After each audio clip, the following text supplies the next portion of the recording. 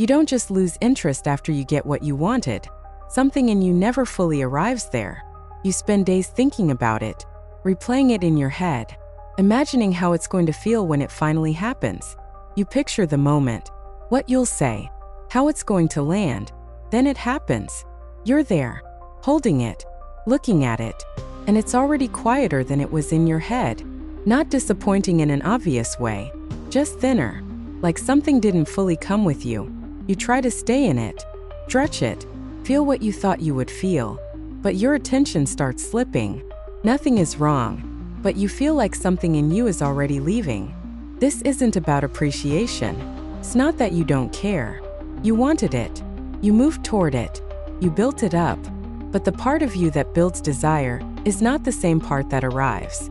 Your mind intensifies the idea, adds meaning, pushes it forward, and also stays slightly outside of it the entire time. They run together, so it feels like one movement, but they don't function the same way. One moves toward the object. The other regulates how close you're allowed to get. So when you finally have it, the part of you that wanted it is no longer the one in control of the experience. And what's left can't sustain what was built. You can see it in small, ordinary moments. You've been waiting all day for a message. It arrives. You read it. And instead of leaning in, you lock your phone and put it face down. You finally get the thing you kept checking. Open it. Look for a few seconds. Then your mind is already somewhere else. You sit across from someone you wanted to see. They're there, engaged, present, and you feel yourself pulling back just enough to not fully enter that moment. You don't say things the way you imagined you would. You cut parts out. You flatten the tone. Later you go back to it. You replay what you could have said, what you should have felt, closer to what you expected.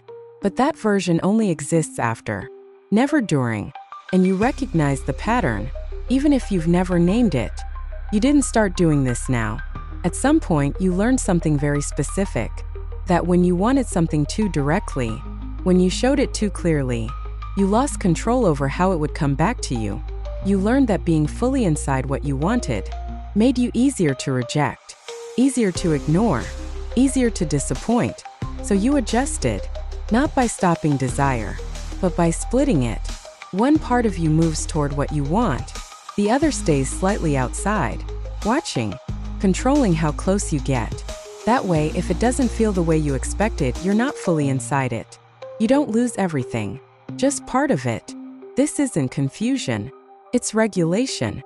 You're managing how much of yourself is allowed to be affected by what you want. And that doesn't feel like protection. Feels like disconnection. So when the moment finally happens, you're there, but not entirely available to it. And over time, that gets interpreted as personality. Like you're someone who just loses interest quickly. But look closer. Before it happens, there's intensity, expectation, movement. So if it were really who you are, why does it only disappear the moment it becomes real?